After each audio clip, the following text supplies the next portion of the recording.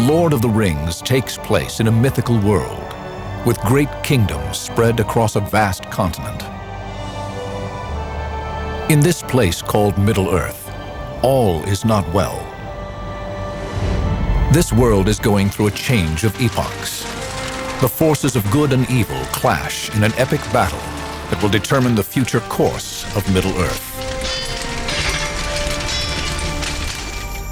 But one small spot is isolated from the conflict, its inhabitants blissfully unaware of the dangers beyond their fertile fields. It is the town of Hobbiton, a village in the idyllic land called the Shire. Here, a wizard named Gandalf visits a small race known as the Hobbits, who have been blessed with peace for centuries.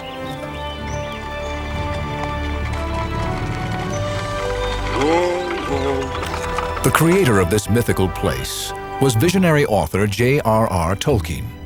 His imagination spawned The Lord of the Rings, an epic tale that some have called the story of the century. I think it's an incredibly philosophical story, and in a lot of ways it's meditations on friendship and courage and humility, and in not shying away from the darkness of one's soul, as well as the lightness. Most fantasies are sort of in the air. They haven't got a base. Publisher Rainer Unwin shared a lifelong friendship with Tolkien. Now, Tolkien's fantasy is unique insofar as it was rooted in realities. What are the real-life roots of The Lord of the Rings? Tolkien's story began in the English hamlet of Sarehole. The rural landscape surrounding his village played a critical role in shaping Tolkien. He not only developed an intense love of nature, but the deep sense of responsibility to protect it. Tolkien came of age in an insular world, where people felt safe and far removed from the turmoil about to break over Europe. This is a great area for childhood adventures, the village and the surroundings of Sarehole. There's the mill behind us where Tolkien and his brother climbed over to annoy the miller and look at what was going on. There was the woods, the Moseley Bog, just a few hundred yards to our left there. I think landscapes have a powerful effect on any writer. You can see quite close connections between, say, the Sarehole area and what comes out in the books. Okay, all right, let's go. The Lord of the Rings director, Peter Jackson, chose to film the movie version of Middle-earth in his homeland of New Zealand. But finding the perfect spot to depict Hobbiton wasn't easy. Hobbiton was a very important location for us to find. There was a difficulty in that New Zealand does not have a lot of that English rural landscape with the hedgerows and the green rolling fields and the type of image that you definitely have of Hobbiton if you read the books. So we explored the country north, south, east and west and found this little pocket. And one of the scouts had located a piece of land on the back of a farmer's huge place. And we walked in and thought, my God, we've just come to the Shire. And I just sat down and started drawing ideas because the landscape itself was suggesting where things should go. One of the things that's essential with Hobbiton is that this place has to look like hobbits have lived here for hundreds of years. And so we actually started to plant vegetables in the gardens of Hobbiton about a year before our filming. We had to plant cabbages and Brussels sprouts and carrots, just allowing Hobbiton to sort of germinate and seed and become a real place.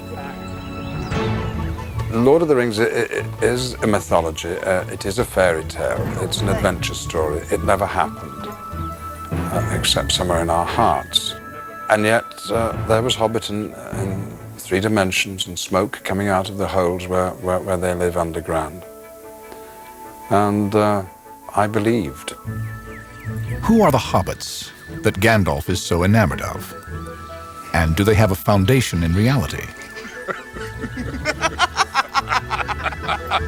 It's wonderful to see you, Gandalf! Hobbits are a breed of people from the Shire, which is kind of the rural sort of countryside of Middle-earth. Really gorgeous and kind of untouched. And hobbits are rural people, you know, people of the land, farmers. They don't know what's going on in the rest of Middle-earth. At the center of the story is an unusual hobbit named Frodo Baggins. Frodo is very curious about the outside world. Like the rest of the hobbits at nature tend to want to stay in the Shire. They don't want to leave the Shire. They want to be safe. They want to be where they're comfortable. The hobbits are actually quite close to the people that Tolkien grew up with as a child in this rural area just outside Birmingham.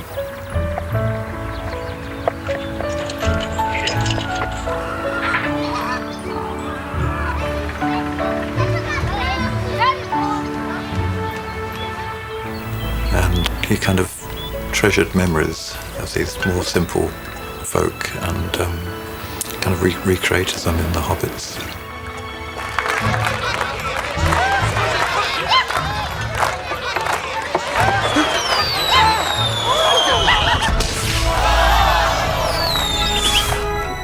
I particularly like Gandalf the Grey playing around with the hobbits. He likes very much, mainly because they like a good drink and a good chat and a good feed and a good smoke. They love the earth. They love life. They love to eat. You know, if they can have 6 meals and a good drink at the end and have a song, then the hobbits will be quite happy. Hello, hello. I think it's very important to show at the start of the movie that there is a part of the world which is worth saving. You know, all the things that we go through are worth doing because of this amazing place called the Shire. Go on. While life in the Shire seems secure, beyond its borders, evil creatures commanded by a dark lord are enveloping the countryside.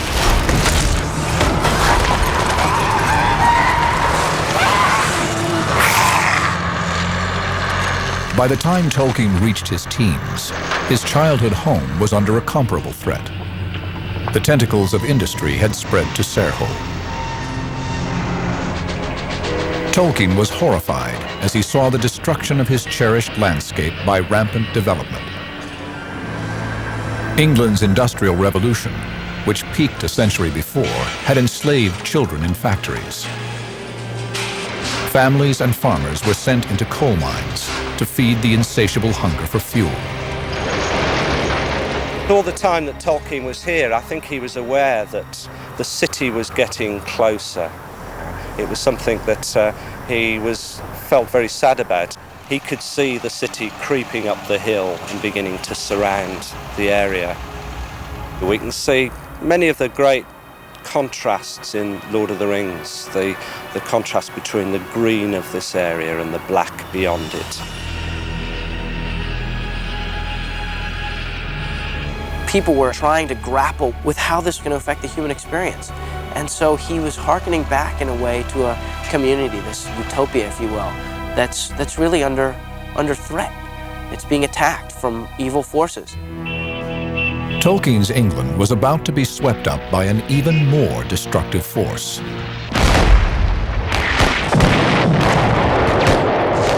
World War I would also have a dramatic impact on the Hobbiton of his imagination.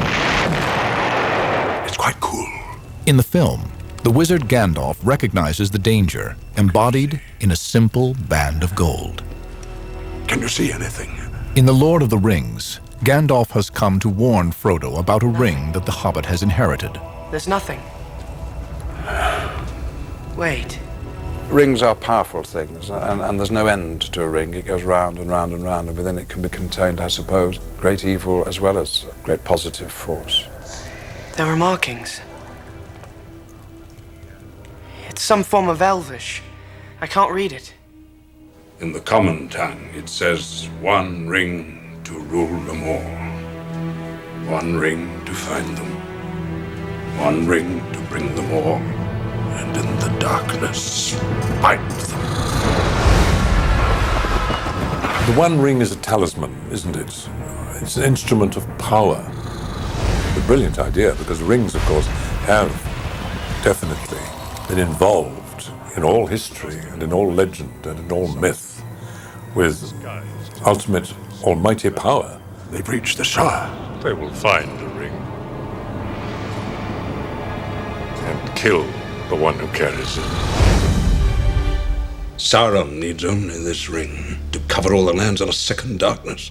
Gandalf tells Frodo that he must take the ring away from the Shire before the terrible forces searching for it find him there.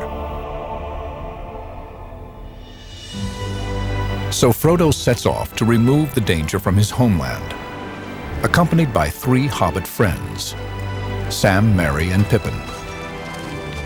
I think it's important that it is, this very small, kind of humble race of people that live in this tiny community that actually provide the hero that's able to go off, make this fantastic journey and defeat all these powerful forces. Powerful forces were also marching toward conflict during Tolkien's early adulthood. 1914. Great Britain joins her allies and enters the First World War. Like Tolkien's map of Middle-earth, the political boundaries of Europe are shifting in a deadly power play by the Central Forces. The result is dubbed the War to End All Wars. By 1916, Tolkien and most of his Oxford classmates are sent off to the front lines to join an alliance against a great common enemy. It was a glorious thing to lead your men and, if necessary, to die for your king and country. Paddy King served along with Tolkien in the Lancashire Fusiliers, seen in this rare film footage. As they reached the front line, the young men's heroic image of war clashed with the horrific reality of the battlefield. Their vivid impressions were expressed in reports sent home. In front of us was a line, 20 miles deep, entrenched and fortified, defended by masses of machine gun posts. No chance for cavalry. Philip Gibbs. The average life of an infantry subaltern, you're lucky if he lasted 6 weeks, I should think. The front line was a terrible scar running across green, rural, hilly fields. It was a scar composed of mud and blood and blasted chalk.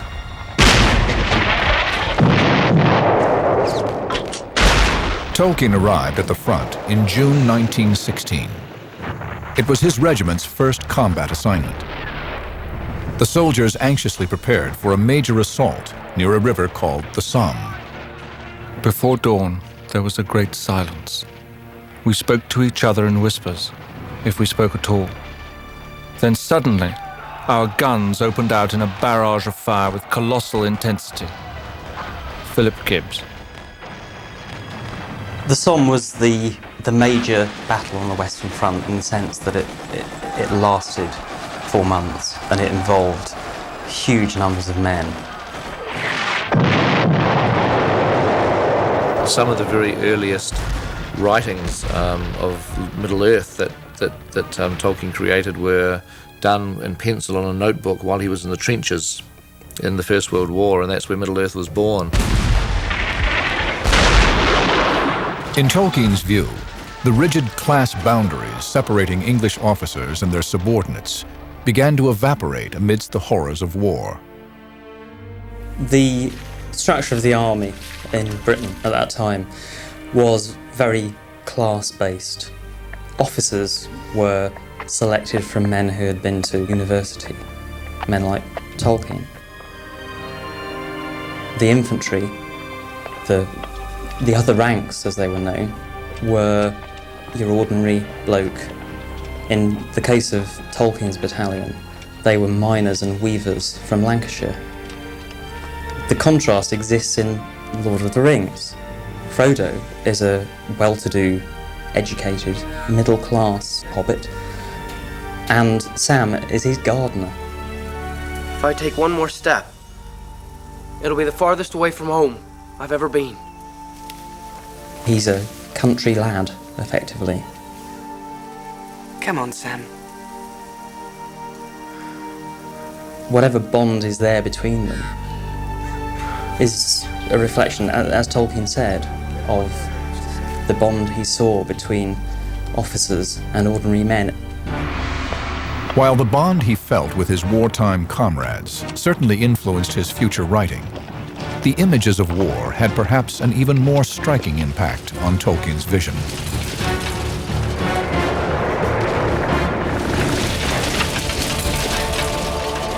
At night, everything around them apart from the sky would disappear, and they would advance towards this terrible noise. A sky that was lit rather like the sky is lit in Mordor by the flickering of Mount Doom. He's brought a lot of his experiences of the horror of war into the story, and you know, it's important to us that we portrayed it as a very destructive, very horrifying experience. Frodo and his friends undergo just such an experience in an underground realm called Moria.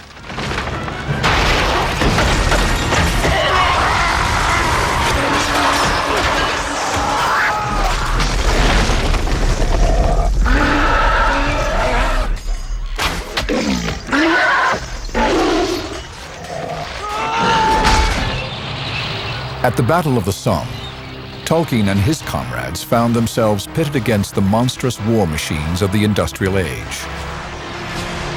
Tanks, poison gas, and machine guns literally mowed men down in a brutal onslaught.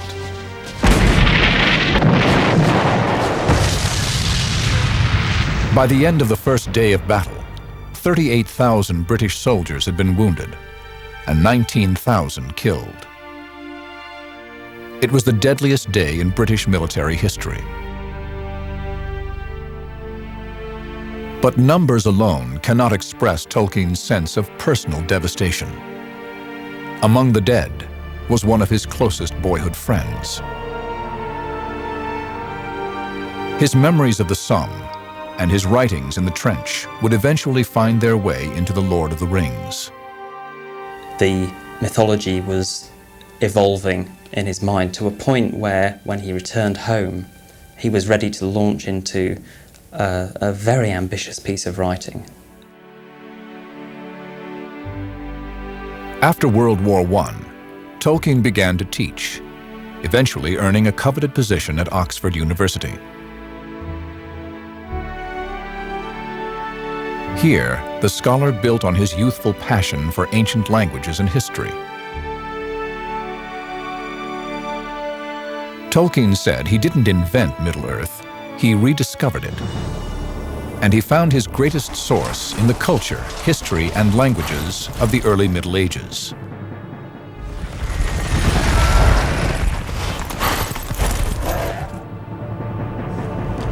In the movie, Gandalf goes to an ancient library, where he seeks to confirm his suspicion that the ring is the evil creation of the Dark Lord Sauron. Gandalf early on recognizes that they have got the one true ring, and he discovers it by going to the great library in Minas Tirith, and by looking up in books discovers the truth. Well, so Gandalf the academic, Tolkien was an academic himself. I think there's a lot of Tolkien in Gandalf. Gandalf's discovery at the Great Library prompts a gathering of representatives from across Middle-earth to discuss the fate of the ring. Here, Frodo volunteers to be the ring-bearer and carry the ring to Mount Doom, where it must be destroyed. Here! Mr. Frodo's not going anywhere without me. We're coming too! You'll have to send us home tied up in a sack to stop us. 8 individuals offer to accompany Frodo on his quest. You shall be the Fellowship of the Ring.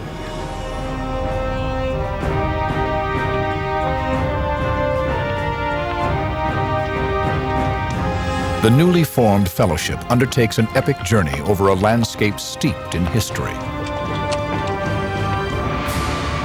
The ruins strewn across Middle-earth can be likened to England's ancient ruins. The archaeological remains of multiple cultures, from the mysterious Neolithic monument of Stonehenge to the ruins left from 4 centuries of Roman rule. Tolkien was clearly feeding off the landscape and culture that he knew so well in the middle of England.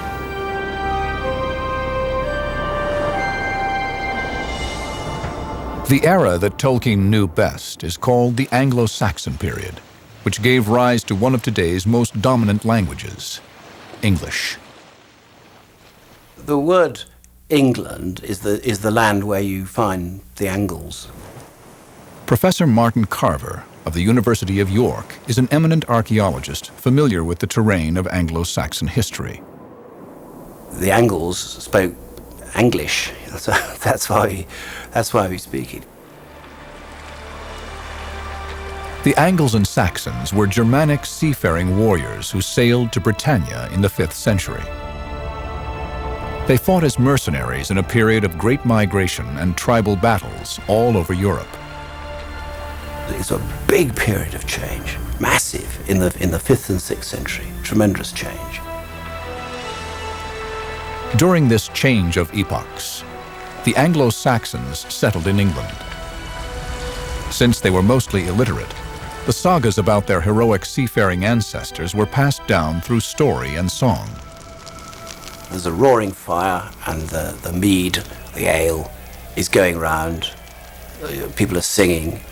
And out of those songs and out of the conversation comes all the shared values, all the things that people want to perpetuate.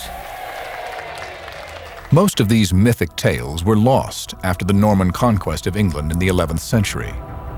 As Anglo-Saxon culture was eclipsed, their great oral tradition died. Tolkien felt the English people had been robbed of part of their roots with the loss of these oral tales. He was inspired to write a new mythology for England. The mythology that Tolkien created is absolutely astonishing. I think he said that he wanted to provide the United Kingdom, which doesn't have many myths, to establish a national identity. It's a sort of condensed version of Anglo-Saxon European history, and therefore it's got the density, the reality, and the importance that any real myth and legend has. One of the few sources Tolkien could turn to for clues about Anglo-Saxon mythology was their great epic poem, Beowulf. Tolkien studied every line of the heroic saga, becoming one of the world's leading Beowulf scholars. It tells the tale of a monster-slaying Scandinavian king who dies fighting a dragon others refuse to face. One of Beowulf's most vivid scenes describes a king's solemn burial at sea in the hold of his ship, surrounded by treasures. For centuries, it had been considered merely a legend. Then, a stunning discovery was made in 1939. At Sutton Hoo, on England's eastern seaboard, British archaeologists unearthed an ancient ship, the burial chamber of an Anglo-Saxon king.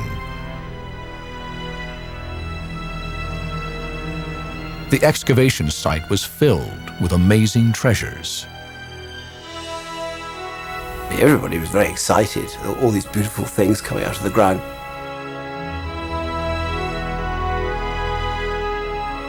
This extraordinary burial was itself a sort of poem. People put together special objects in a special way. Sutton Hoo started to look like the reality behind Beowulf. Tolkien would have had knowledge of the Sutton Hoo discovery, the great ship burial, because it was 1939, just about the time that he was starting to write The Lord of the Rings. In the movie, the Fellowship reaches the underground burial chamber of a dwarf chieftain. Sadly, the tomb has been desecrated. Yet it reflects the type of reverence that Anglo-Saxons felt for their leaders.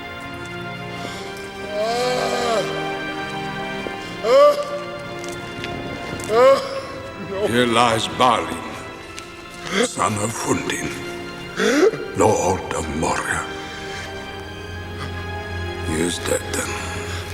Archaeological research has continued at Sutton Hoo for more than 60 years. Because of its importance in uncovering the lost world of Anglo-Saxon England, it is considered a crown jewel of British archaeology. A lot of our students have read Tolkien, and now they want to do Anglo-Saxon archaeology. They move from the fictional to the historical and want to know more about what really happened at that time, as we all do. One of the most spectacular treasures at Sutton Hoo is the buried king's helmet.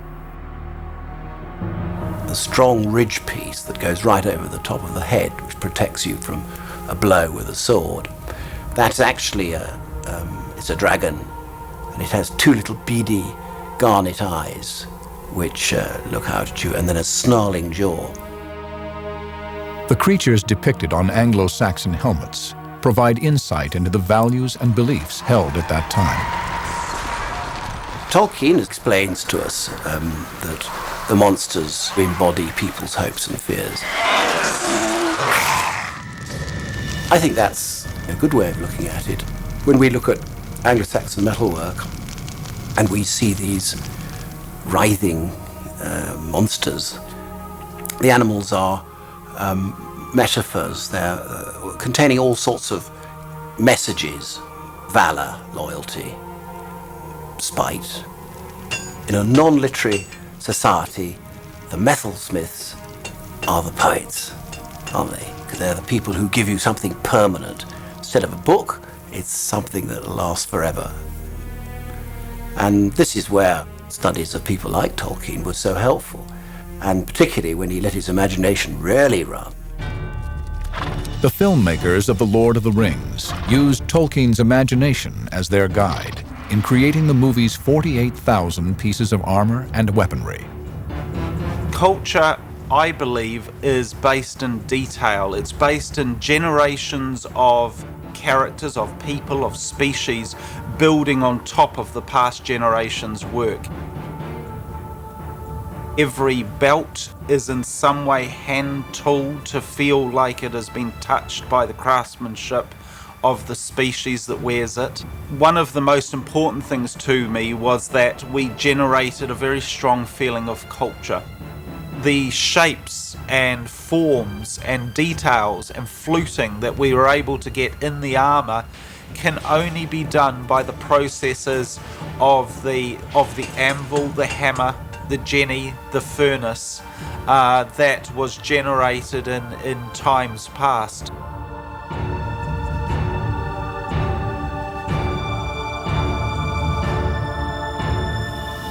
Pick up a weapon. My own happened to be outrageously beautiful, but anything around you that you see, the detail, is just fantastic. I mean, it's mind-blowing. You just can't help but marvel at the time and energy and love that's been put into all of it. That attention to detail is surpassed only by the myriad layers of history Tolkien imagined when he created Middle-earth. He's created a mythological world which has the most extraordinary depth. You can scrape away the surface and there is more information that Tolkien created going back thousands of years. Along his journey, Frodo encounters one of Tolkien's most captivating creations, the elves. Will you look into the mirror? What will I see? Frodo meets Galadriel, queen of the elves, who offers him a glimpse of the future. For the mirror shows many things. Things that were, things that are. The elves' own future entails a passage to life beyond Middle-earth. Galadriel's queen of the elves, and the elves are passing over. They are moving on beyond Middle-earth. There's a sadness, a bittersweetness about what she and her kind are going through. Of all Middle-earth's races, the elves were closest to Tolkien's heart. They are the ideal beings, pure, beautiful, and immortal. Tolkien devoted a considerable amount of his creative energy to conceiving this ethereal race. I think one of the most amazing elements of Lord of the Rings is the elves, and the fact that Tolkien created an existence for them. He actually created a language. The comprehensive and elegant languages Tolkien invented are collectively called Elvish. One of my favorite Elvish lines is Lau hirnin udalaniriu anirach nuilu guanad un gwaithlin.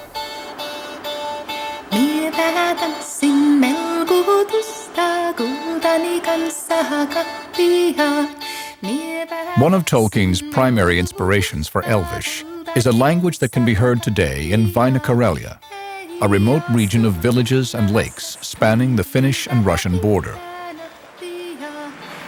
Its residents are mostly elders, whose children have moved away to the modern world.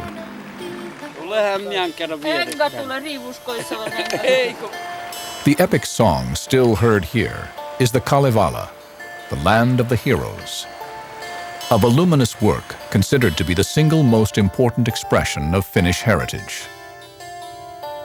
As a teenager, Tolkien was enthralled by the Kalevala. He taught himself Finnish to better understand this monumental collection of ancient epic poems. Jussi Huovinen is Finland's last great rune singer. He has committed nearly the entire Kalevala to memory, learning from his elders. When Jussi passes on, it's going to be the equivalent of having a great library burned to the earth. And that's what it's like when an elder like him dies. Did the shaman gather wild plants? Did they ever... National Geographic explorer in residence, Wade Davis, has traveled here to listen to the Kalevala. He's an anthropologist with a deep concern over the loss of languages. When you were born, when I was born, there were 6,000 languages spoken on Earth. As we speak, fully 3,000 of those 6,000 languages are no longer being whispered into the ears of babies. They're not being taught to children, which means that effectively, unless something changes, they're already dead. Now,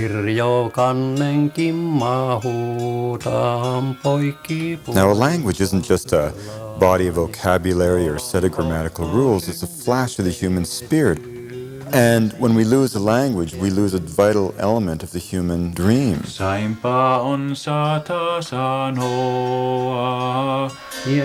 Music instructor Pekka Hutu-Hiltunen hopes to learn even a fraction of the lengthy Kalevala from Jussi. It was a very important moment for me about 10 years ago when I met Jussi and I first heard him to sing, and I suddenly realized I had to hold my chair, that he really is sitting here singing to me the voice of my ancestors thousands and thousands of years ago. How did you learn the cycle of songs? I began to learn when I was a little child, and having heard the elders sing the songs, which come from generation to generation, I realized that most of the events that a person ends up experiencing in his life are in this poem.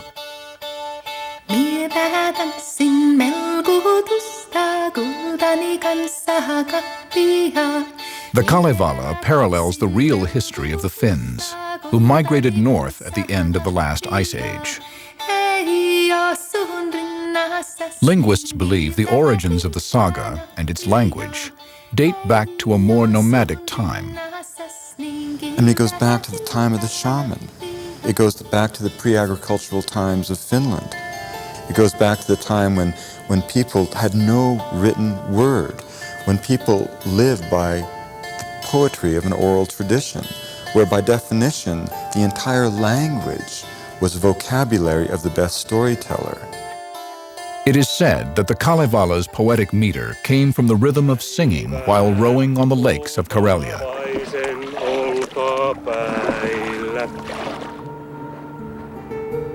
The tradition of the Kalevala was almost lost when the Swedes began their domination of Finland in the late Middle Ages. By the 19th century, most educated Finns spoke Swedish. Then, a country doctor named Elias Lönnrot traveled to the wilds of Karelia in the 1830s. This was the last place on Earth where the rune songs were still being sung. By writing down the words of the rustic rune singers, something the Karelians had rarely done, Lönnrot saved the tradition. He organized the songs into a linear story and called it the Kalevala. This mythology for Finland gave its people a sense of identity, which proved especially significant during the tumultuous 20th century. If it wasn't for the Kalevala, Finland wouldn't have its independence, its language, and we would all be speaking either Russian or Swedish. Today, a small portion of the poem is sung at Finnish sporting events, and children learn a few key verses at school. The Kalevala's themes pervade the Finnish Festival of Light, when this land of interminably dark winters celebrates the longest day of the year. J.R.R. Tolkien was inspired by the Kalevala and turned to it as he began inventing the languages of Middle-earth. He was trying to construct languages which had a similar inner feel to something he admired. Quenya, the Elvish Latin, I think is quite clearly based on Finnish. He very much liked Finnish. He very much liked the Finnish literary tradition, which attracted him from an early age. Tolkien was fascinated by more than the Kalevala's language. He found eternal themes and archetypal characters there as well. The Kalevala's hero is a wise old leader with magical powers. The central figure is Väinämöinen, a great shaman who casts spells to achieve his goals and improve his people's social conditions. The obvious parallel is the wizard Gandalf, who also employs the power of words. The Lord of the Rings and the Kalevala share another key element. At the center of both stories is a powerful forged object. In the Finnish poem, it's called the Sampo. Like the ring, it brings its owner great fortune, but in the end is destroyed to secure peace. What ultimately is the lesson of the Kalevala? What I get most from the Kalevala poems is their emphasis on doing good for your people, on doing things for their benefit and their joy. The themes of loyalty and sacrifice run deep through The Lord of the Rings. It's so beautiful because, for me and I think for everyone, you can't do anything without the encouragement of your loved ones and friends to help you through things. In our modern world, we cherish the individual at the expense of the community. When I look at photographs of Karelia 100 years ago, I get very much the same feeling that I did with Jussi. Here I felt like I was in the presence of 15,000 years of history in this one human being. And I also felt a deep sadness because I also felt at the end point of that place. I felt that in the village that we visited, it was as much a village as a shadow of a former self. Jussi was the only person living there. The Kalevala, like all mythology, depicts the struggle of good versus evil. In creating The Lord of the Rings, Tolkien was keenly aware of this conflict, having experienced it firsthand in World War I. But he could not imagine that an even darker and more destructive force was about to grip the world.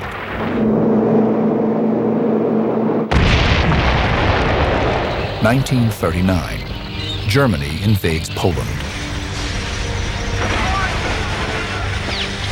The Nazis are waging a campaign of terror against the Jews. Britain declares war, and J.R.R. Tolkien has begun a manuscript which he now titles The Lord of the Rings. The first few chapters were quite jolly. Then we got the war, and then we had periods when he hardly could write at all. It was a deeply depressing war for him, well, for most of us, but he had sons exposed in battle, and everything that he believed in seemed to be breaking up. I'm very taken with the fact that Tolkien was writing Lord of the Rings during the Second World War. That Tolkien's own son, Christopher, was serving in Europe, fighting the ultimate evil. Tolkien clearly understood the horrifying nature of evil, which he personified in some of Middle-earth's most powerful leaders. The chief wizard, Saruman, is one such character. The Nine. He has created an army of monstrous soldiers in his bid to obtain the world-conquering power of the ring. One of the halflings carries something of great value. There have been many Sarumans in my lifetime who started as men of genius and great intellect and power, who went wrong, killed the others.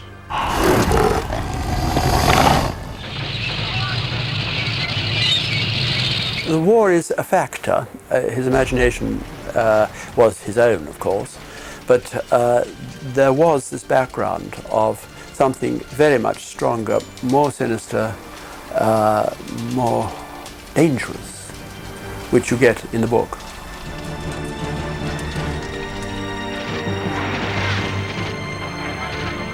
In the summer of 1940, Hitler ordered the bombing of English cities.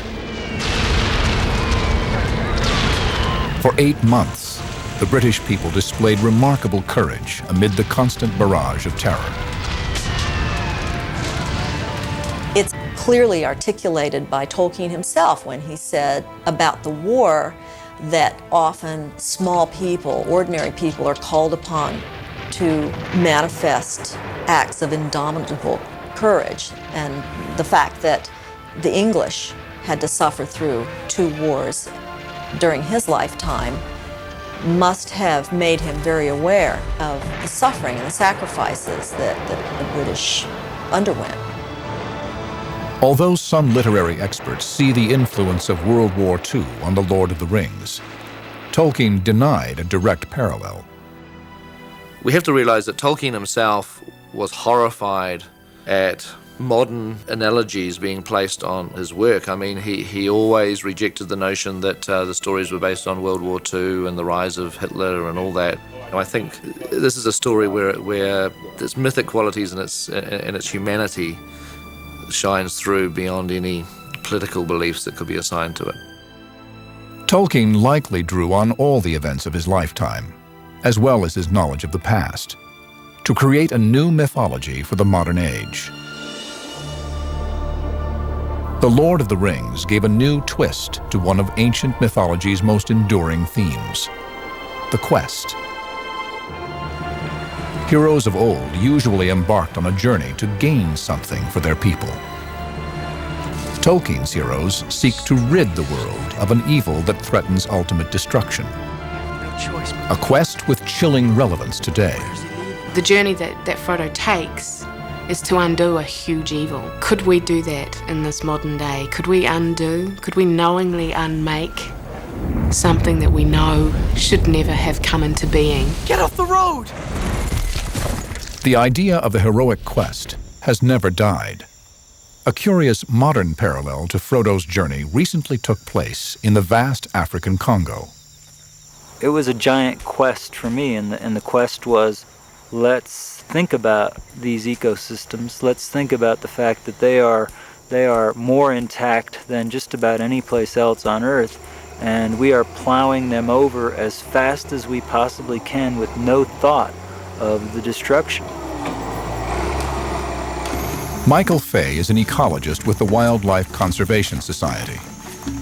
Accompanied by 8 Ba'aka guides, he embarked on a nearly impossible expedition. Fay would attempt to travel 2,000 miles across a landscape few humans had ever seen, taking him all the way through Congo and Gabon to the Atlantic Ocean. Like Frodo's quest to save Hobbiton, Fay set out to rescue a precious place. He hoped to convince the world to spare this rainforest from logging by gathering detailed information on its irreplaceable plants and wildlife.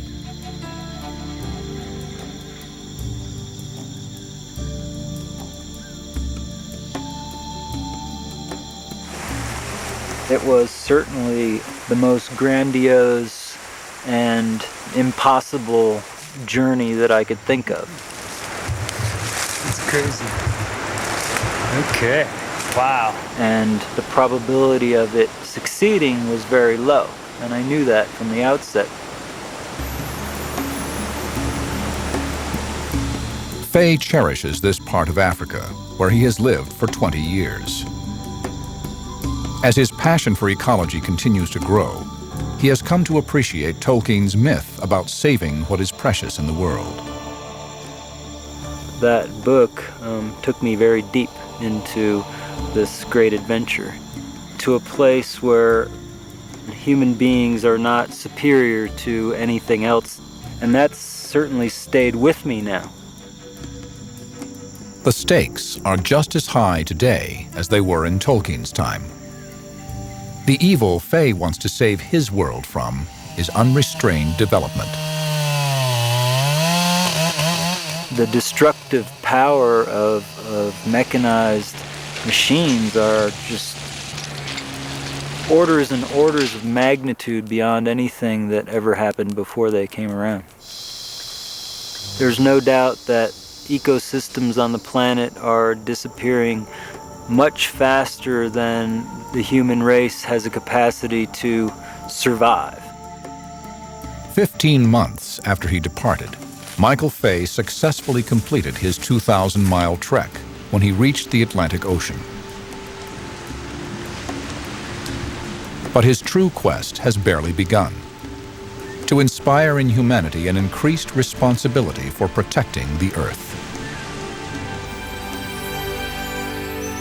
The same conviction infuses The Lord of the Rings, a story that began with Tolkien's love for the land. It is also the message delivered by the Queen of the Elves. She's handing on the torch to humankind. She's challenging the viewers to say, what are you going to do with the Earth? We've had this paradise, so now you men, you humankind, have the responsibility of this Earth. I think it's a very profound message. Middle-earth is a mythological place, but it is rooted in reality, having been imagined by a man who witnessed the very worst in human nature and understood humanity's greatest potential. By volunteering to be the ring-bearer, Frodo shows that an ordinary individual can help guide humanity through tumultuous times. Tolkien's hero is an everyman we can admire and emulate, the type of hero so needed today. There are groups of people who desperately want a decent world, a good world. Right now, as we are speaking, I think I'm probably right in saying there are more conflicts, and in some cases wars, than there have ever been in history. So, what are we going to do about it? Where's the ring bearer?